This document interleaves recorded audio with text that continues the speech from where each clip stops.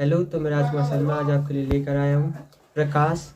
जो चैप्टर प्रकाश है उसमें हम सीखने वाले प्रकाश का परावर्तन तथा अपवर्तन। तो सबसे पहले जो प्रकाश है वो क्या चीज़ है? प्रकाश एक प्रकार की ऊर्जा है जो हमें वस्तुओं को देखने में सहायक होती है। ठीक है, तो अगला आता है प्रकाश का परावर्तन क्या होता है। हेडिंग डाल दो, प्रकाश का परावर्तन। तो जो प्रकाश का परावर्तन होता है ठीक है, वो किसी चिकने पृष्ठ द्वारा होता है। अब चिकने या समतल पृष्ठ, जिसका तल समान होगा उसे समतल पृष्ठ बोल देंगे। हमने मान लिया हमारा कोई पृष्ठ है एक्स और वाई। ठीक है, अब इससे हमारा जो प्रकाश है, पहले कोई प्रकाशीकरण आएगी, आ गई, तो इसे बोल देते हैं जो प्रकाशीकरण आएगी उसे बोलते हैं आपतित किरण।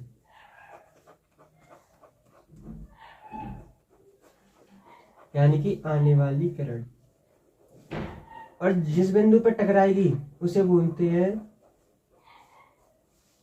आपतन बिंदु।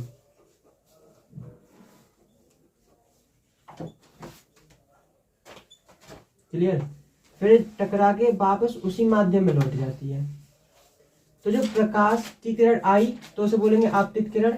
टकराकर वापस गई यानी कि परावर्तन होने के बाद गई तो इसे बोल देते हैं परावर्तित किरण। परावर्तित किरण। और जो आपतन बिंदु पे हम एक अविलंब डालेंगे उसे हम n से दर्शाएंगे। ठीक है, तो प्रकाश का परावर्तन, जब प्रकाशीय किरण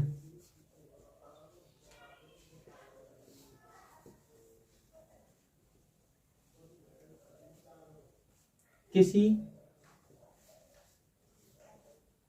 चिकने या समतल पृष्ठ से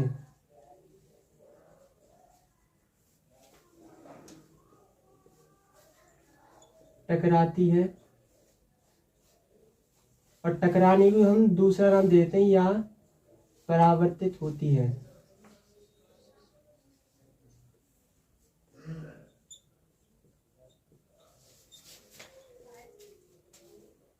परावर्तित होती है तथा वापस उसी माध्यम में लौट जाती है।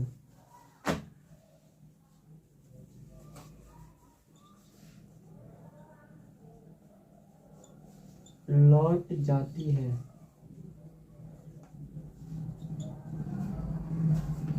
तब इसे प्रकाश का परावर्तन कहते हैं।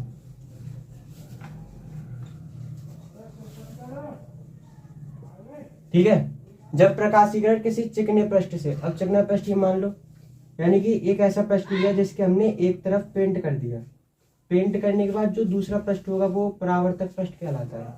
तो जब प्रकाशीकरण किसी चिकने या समतल पृष्ठ से टकराती है तो परावर्तित होने के पश्चात वापस उसी माध्यम में लौट जाती है जिस माध्यम से वो आती है।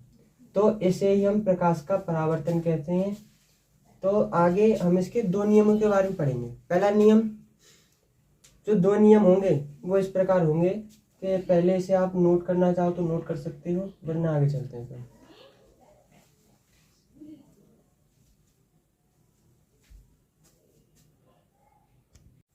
तो प्रकाश का परावर्तन के दो नियम होते हैं। सबसे पहला नियम होता है आपका आपतित किरण।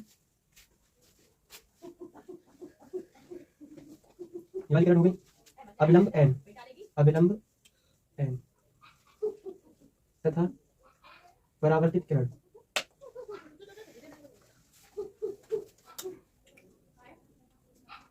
तीनों एक ही तल में होते हैं।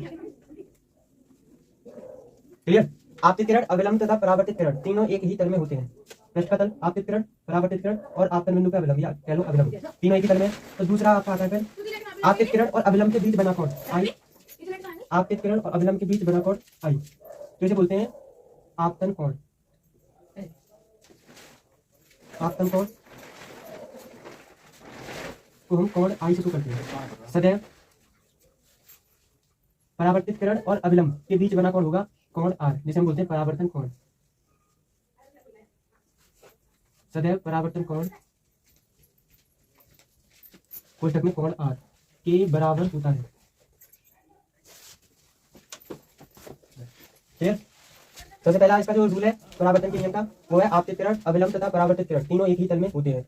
आपतित किरण, अभिलंब और परावर्तित किरण तीनों एक ही तल में है, तो पहला नियम हो गया। दूसरा नियम है आपतन कोण आई, आपतित किरण और अभिलंब के बीच बना कोण आई सदैव परावर्तन कोण आर के बराबर होता है। ठीक है, तो परावर्तन के दोनों नियम क्लियर हुए। अब हम आगे पढ़ेंगे प्रकाश के अपवर्तन के बारे में। तो चलते हैं फिर इसी से आगे।